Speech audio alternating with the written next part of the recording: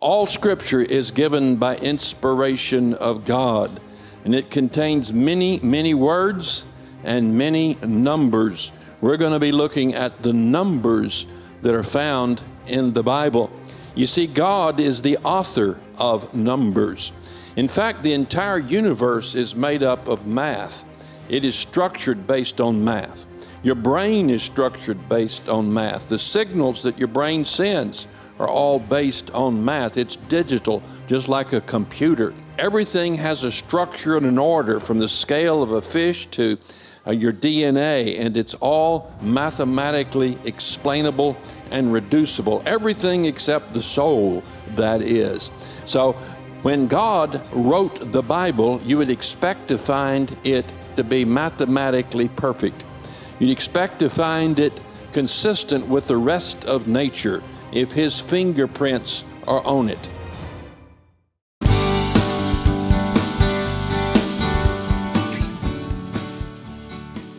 Four is not about the parts or the number, as in 4 as opposed to 3. It's about the unit, complete in structure and whole. Revelation 21:16, and the city lieth foursquare. That's talking about the New Jerusalem. And the length is as large as the breadth, and he measured the city with a reed 12,000 furlongs. The length and the breadth and the height of it are equal. Notice that the city is 4 square. The city couldn't be 3 square, could it? Couldn't be 5 square. If it's square, it'd have to be 4 square. 4 square makes a complete cube. 4 is 1, 2, 3, and yet it's not complete. The fourth one makes it complete. You're going to see that pattern throughout the Scripture. So what's the origin of 4? I went back and looked that up, and back in time before English or German or Latin or Spanish or French or Hebrew existed, when men were scratching and scrawling the number 4, they put 1 mark, 2 marks, 3 marks, and 4 marks, and that's the way they wrote 4. You can see why they would write it that way.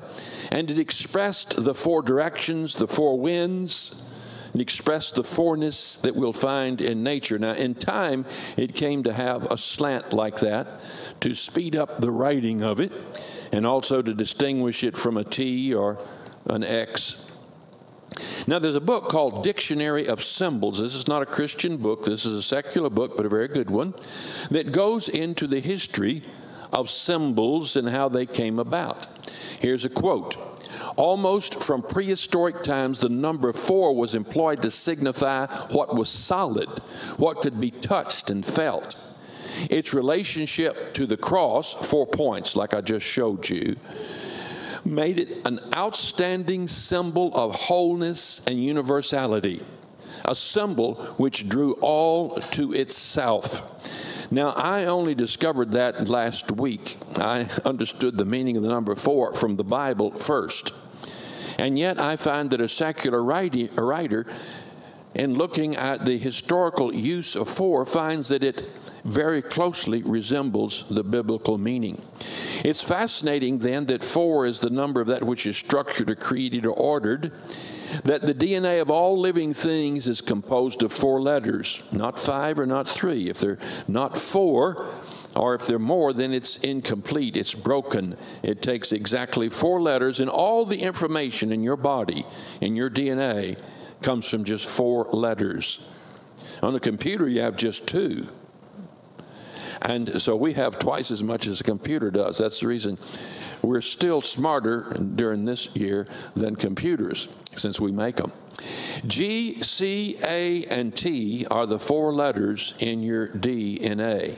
And by the way, that's the DNA of all things. 4 blood types in animals and humans alike, in mammals. 4 blood types. They are A, B, O, and AB. Do you know which blood type you are? And then 4 chambers in the human heart.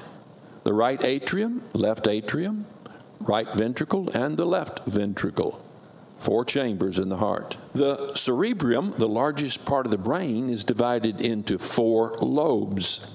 That which God creates and makes 4 parts, making a whole. That which is structured, built, and ordered by God in creation in 4. The brain is in 4 parts. And then you have the frontal, the parietal, the temporal, and the occipital. The parts of the eye that's visible are 4 parts.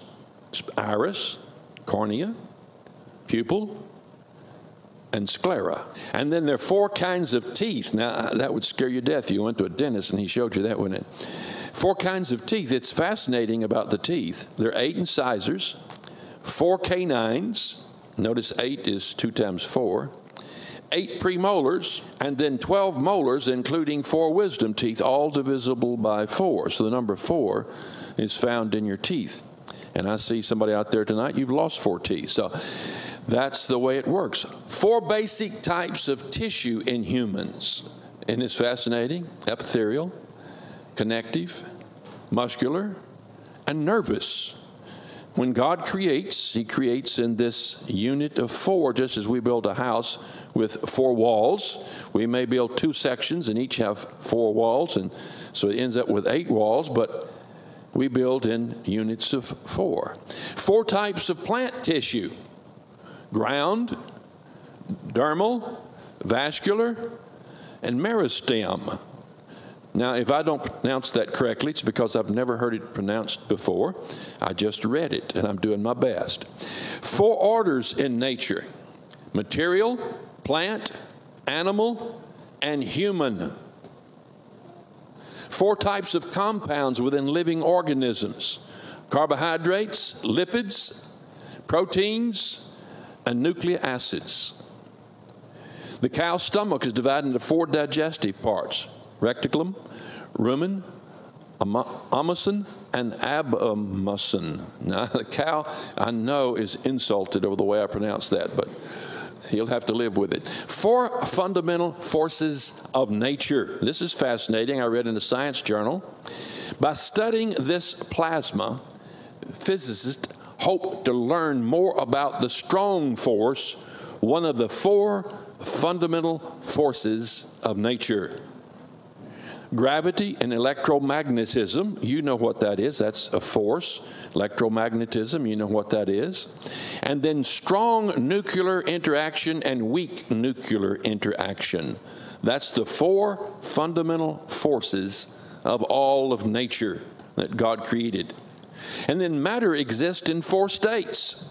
Even the people of a couple thousand years ago knew this: solid, a liquid, a gas, or as plasma, which is fire. So all of matter exists in one of those 4 states. You're going to see that in the text. There are 4 terrestrial or rocky planets in our solar system. That's Mercury, Venus, Earth, and Mars. And then there are 4 giant gas ice planets in our solar system. That's Jupiter, Saturn, Uranus, and Neptune. 4 of Jupiter's moons are readily visible from the Earth. It's called the Galilean moons. Now, here's interesting. All winged insects, with the exception of flies, they would be an exception, wouldn't they, have 4 wings. Insects of the superorder, I won't even try to pronounce it, like butterflies, ants, bees, beetles, fleas, and flies. Moths and wasps complete metamorphosis in 4 stages. We've done that at home in homeschooling. Take a worm and put it in a box with some leaves and watch it go into that metamorphic stage and come out as a beautiful moth or butterfly. Embryo, larva, pupil, and mago. Now that's the stages they go through, 4 of them. And then math is composed of 4 rules: addition, subtraction, multiplication, and division. No more. 4 is the smallest composite number and the smallest squared number. Special relativity and general relativity treat nature as 4-dimensional. So how do you do that? Time, Einstein says, is the 4th dimension, and it's yet to be disproven, and some evidence tends that way. Oh, in music, common time is constructed of 4 beats per measure: 4/4, 6/8, 2/4. The common scale is built on 2 sets of 4 notes, as in C, D, E, F, and then G, A, B, C. The foundation of creation, the whole of life, is built on the structure of 4. 1, 2, 3, 4. 4 makes a whole. Wholeness in structure or nature, that's the way the Bible uses the number 4 every time it's used. Genesis 2:10, and a river went out of Eden to water the garden, and from thence it was parted and became into 4 heads. So the Garden of Eden composed of 4 different streams. Wholeness in structure or nature. You notice the 4 aspects of nature, which was earth, wind, the way the old timers would say it, earth, wind, water, and fire. Well, you've got there the solid of the ground, the garden. You've got the river, and it became 4 heads. You've got 2 aspects of nature there. Genesis 47:24, and it shall come to pass in the increase that ye shall give the 5th part unto Pharaoh, and 4 parts shall be your own, for seed for the field, for your food, and for them of your households, and for food for your little ones. So this is wholeness in structure and nature. Notice seed of the field, food for your households, food for your little ones. This is nature, and it comes in 4 parts. Okay, Exodus 25:12, and thou shalt cast 4 rings of gold for it, and put them in the 4 corners thereof, and 2 rings shall be in the one side of it, and 2 rings in the other side. Now that term 4 corners is found 20 times, which is quite a few. That's that's better than 1/10 of the entire usages of the number. The whole of a physical structure is what you're seeing there. 4 corners, as in the square that I showed you. Exodus 37:13, and he cast for it 4 rings of gold, talking about the temple, and put the rings upon the 4 corners that were in the 4 feet thereof. Many 4s appear in the construction of the temple. It's interesting the number 7 does not, but 4 appears frequently. Why? Because it's all about the construction of the temple, something made, wherein you need 3 feet wouldn't hold it up. It would fall over. And 4 corners, it would be necessary, and 4 rings of gold for each of the corners. Now, the Bible speaks of curtains 4 cubits wide several times, hang on 4 pillars upon 4 sockets. The altar is 4 cubits with 4 horns, with 4 brazen rings on 4 corners. The high priest's garment has 4 corners. The breastplate is 4 square, and with 4 rows of stones and 4 brazen wheels, and on it goes in the constructed temple. So many of our 4s are found there in reference to the temple. We're not going to go into all the verses. It would take too long. Leviticus 11:20, all fowls that creep going up on all 4 shall be an abomination unto you. Now certainly that's nature, something God created. We have 4 limbs, we humans, and animals have 4 limbs as well. And he put the wood in order and cut the bullock in pieces, talking about sacrifice, and laid him on the wood and said, fill 4 barrels with water and pour it on the burnt sacrifice on the wood. Now, this is fascinating because we have all 4 elements of nature there. You have wood, which is that which is solid. You have water, which is the liquid. You have the burnt sacrifice, which is fire and gas. So you've got all 4 elements there. 1 Chronicles 9:24, in 4 quarters were the porters toward the east, west, north, and south. 4 quarters. The 4, you couldn't have dimension without 4 north, south, east, and west. If you removed one of them, we wouldn't have dimension as we do. 4 quarters. And behold, there came a great wind from the wilderness and smote the 4 corners of the house, and it fell upon the young men, and they're dead, and only I am escaped alone to tell thee. So again, a house with 4 corners is normal, and that's found 20 times. So this 20 and the other 20 makes 40 out of what it was, 150 or 60, something like that, times it's used. Now, Proverbs 30:24, this is amazing. There are 4 things which are little upon the earth. So these are things on the earth God made. but they're exceeding wise. The ants are people not strong, yet they prepare their meat in the summer. The conies are but a feeble folk. He speaks of these as if they're humans. Yet make they their houses in the rocks. The locusts have no king, yet go they forth, all of them by bands. And spider taketh hold with her hands, which spiders don't actually have hands, and is in kings' palaces. So these are four things upon the earth that are exceeding wise. Jeremiah 49:36, and upon Elam will I bring the four winds from the four quarters of heaven.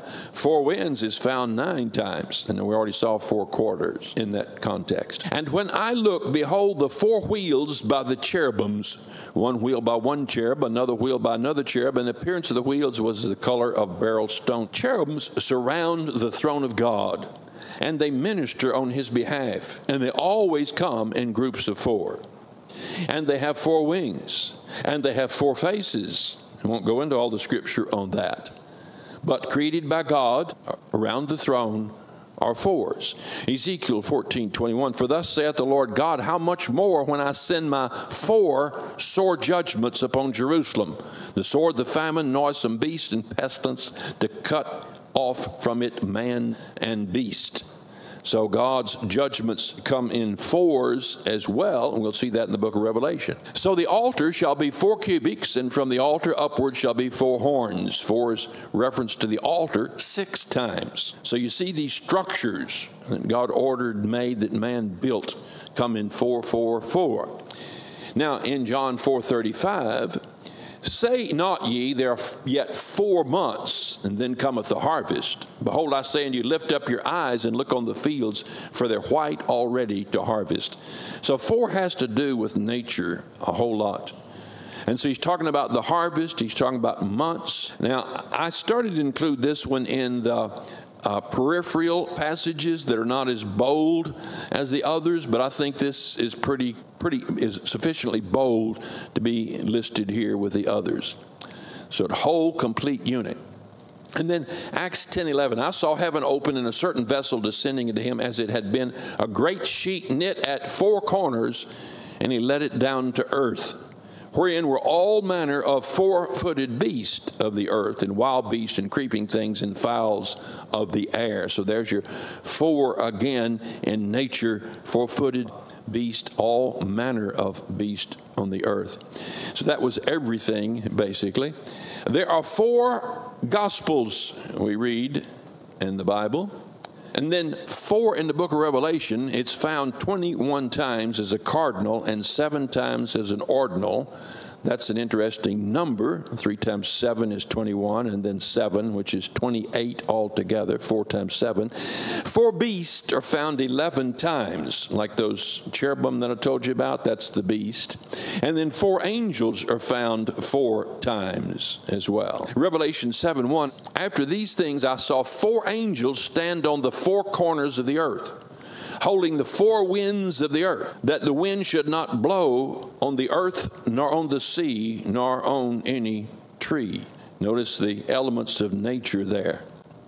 Wind, sea, earth. Revelation 7:2, and I saw another angel ascend from the east, having the seal of the living God, and he cried with a loud voice unto the 4 angels to whom it was given to hurt the earth and the sea. Now these are 4 bad angels, bound in the river Euphrates. God put them there to be a judgment upon mankind at the end of the tribulation. Now, it must be that they are pretty bad guys to be selected out of all the evil angels and bound up, tied, chained, and put in the bottom of the river Euphrates. That means that right now in the bottom of the river Euphrates, there's an unrustable chain holding 4 angels down, probably sunk in the mud with silt covering them. And they're down there gagging and waiting to be released. There will come a time when they will be released up on the earth. 4 in judgment. Revelation 9:14, saying to the 6th angel which had the trumpet, loose the 4 angels which are bound in the great river Euphrates. And the 4 angels were loosed, which were prepared for an hour and a day and a month and a year to slay the 1/3 part of men. So 1/3 of the human race will be killed through the instigation of these 4 wicked angels. And then 4 square is found 10 times in the Bible, once in the New Testament, in the book of Revelation. And the city lieth 4 square. We read that a while ago. The length, this is the breadth, and so forth. Now, here's some incidental usages of 4. Now, when I say incidental, those 4s where God initiates the use of the number, like in the temple, or the number of days Lazarus laid in the tomb, that sort of thing. Then we can see very clearly a bold declaration of this consistency of meaning. But sometimes the number 4 is incidentally used by someone where there's not a spiritual context or divine events taking place. It's just kind of like off the cuff, you'll see them. So I call that an incidental use of 4. Now, I will grant you that these are like T cells, these incidental usages. In other words, if it used the number 6 or number 7 or number 8, it wouldn't be out of place, because there's really no context that dictates one meaning or another. But we can assume when we have 160, 180, 200 times that a word is used and the meaning is apparent, when there's 4 or 5 verses where it's not so apparent, there's no reason for us not to believe that the same meaning carries through. It's just not made obvious in the passage. Here's an incidental use of 4.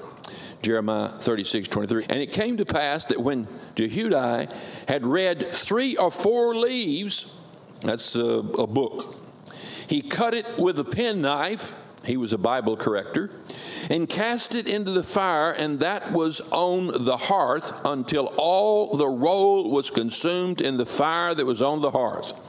So he didn't like the King James Version, and so he started cutting pages out of it and burning it up. Now notice 4 leaves. Now I said that's incidental, 3 or 4. It could have been 5 or 6, but he said 3 or 4. And so maybe, possibly, God didn't intend for that to have the same meaning, but there's no reason not to assume that it does. 2 wagons and 4 oxen he gave unto the sons of Gershon according to their service. This is just what you might post at the courthouse, a notation of something that took place, a legal transaction there. And he said he gave him 4 oxen to the sons of Gershon according to their service. But then it is related to nature, to wagons and oxen, so we'll let the text decide. If a man shall steal an ox or a sheep and kill it or sell it, he shall restore 5 oxen for an ox and 4 sheep for a sheep. Now I call this incidental, but it is about nature. It is about ox and sheep. 2 Samuel. The 4th, Adonijah, the son of Haggith, and the 5th, Sheptiah, the son of Abital. Now, if you read, he's got the 1st and the 2nd and the 3rd and the 4th, the 5th, all the way through the 12th. So, in other words, it's giving a list of men in 1 through 12, and so somebody's got to be 4th. So maybe this has no meaning, but then again, we may not know how that applies. And then 1 Kings 6:1, it came to pass in the 480th year, after the children of Israel were come out of the land of Egypt, in the 4th year of Solomon's reign over Israel, in the month Ziph, which is the 2nd month, he began to build the house of the Lord. So in the 4th year, that could be because it's a reference to the structure of the house of the Lord, why that's used there, and maybe it's incidental. I'll let you decide. John 11:17, and when Jesus came, he found that he'd lain in the grave 4 days already. That's how long Lazarus had been dead, 4 days. But that was the complete whole time guaranteeing death. And then 4th is used 69 times, that which is structured or created to be complete or total, none missing, whole within that number. That's the same meaning as 4. And the evening and the morning were the 4th day. God made the sun and the moon associated with creation on that 4th day. And the name of the third river is 𝙢𝙤𝙧𝙗, which that is it which goeth toward the east of Assyria. And the fourth river is Euphrates. That's those four rivers in the Garden of Eden. Genesis 15:16, but in the fourth generation they shall come hither again, for the iniquity of the Amorites is not yet full. 4 generations is how long God allowed the children of Israel to be cast out of their land. And the fourth generation, Moses led them out and they came back. And that's found 7 times. And then Revelation 18:12, and the fourth angel sounded, and the third part of the sun was smitten, the third part of the moon, and the third part of the stars. Notice all the elements of nature there. So the third part of them was darkened, and they shone not for a third part, and the night likewise. That's certainly 4 and related to nature. And he saw them toiling and rowing, for the wind was contrary to them. And about the 4th watch of the night is divided into 4 watches. If it's 3, that's not the whole night. The whole night is 4 watches. Walking upon the sea would have passed by them. And in the 4th watch of the night, Jesus went unto them walking on the sea. 4 or 4th, exceeding 3. This is unique use of 4. 4 is found often as 3. 4 things are alike. 3 are identical or very much alike. The 4th is different, but it completes them. We found that several times. Numbers 14:18, the Lord is long-suffering, of great mercy, forgiving iniquity and transgression, by no means clearing the guilty, visiting the iniquities of the fathers unto the children, unto the 3rd and 4th generation. So the iniquities of the fathers are visited upon the children through the 3rd and to the 4th generation. The horse leash hath 2 daughters, and the horse leash is a leech that attaches to a horse and sucks the blood out of them. Hath 2 daughters, crying, give, give. In other words, they want blood, blood, more. There are 3 things that are never satisfied, like a leech is never satisfied. 3 things are never satisfied. Yea, 4 things say not, it is enough. No, in other words, the 4th one, there is no end, there's no limit, there's no satisfaction. It just keeps wanting more. The grave, the barren woman wants a baby. The grave keeps seeking. The earth that is not filled with water, it keeps raining. And the fire that saith not, it is enough. So those 4 things, the 4th one exceeding the 3. Proverbs 30:18. There be 3 things, yea, which are too wonderful for me, yea, 4, which I know not. 3 is wow. 4, it's like, that's over the top. The way of an eagle in the air, the way of a serpent upon a rock, the way of a ship in the midst of the sea. That's 3 wild things. This 4th one will knock you out. The way of a man with a maid. He said, wow, that just completes this list of 4 here. He probably wasn't married yet when he wrote that. Proverbs 30:29. There be 3 things which go well, yea, 4 are comely in going.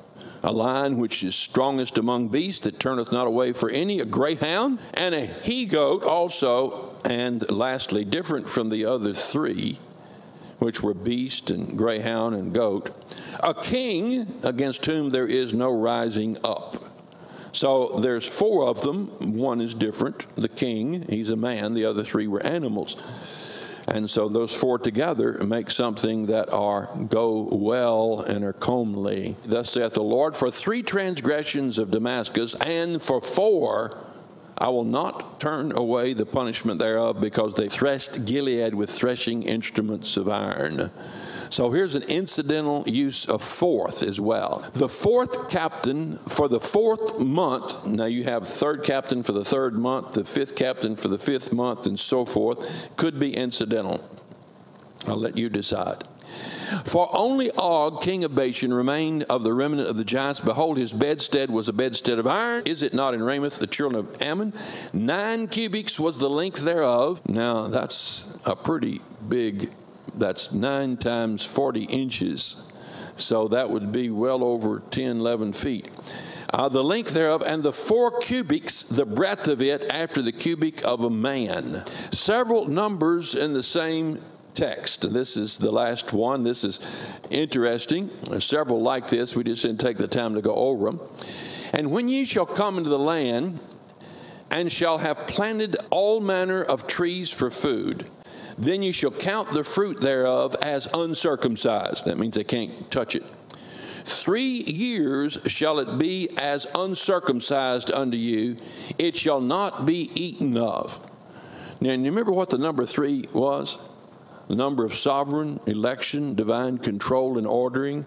God commands them not to eat. But in the 4th year, what's that? The 4th is the number that makes things complete and whole.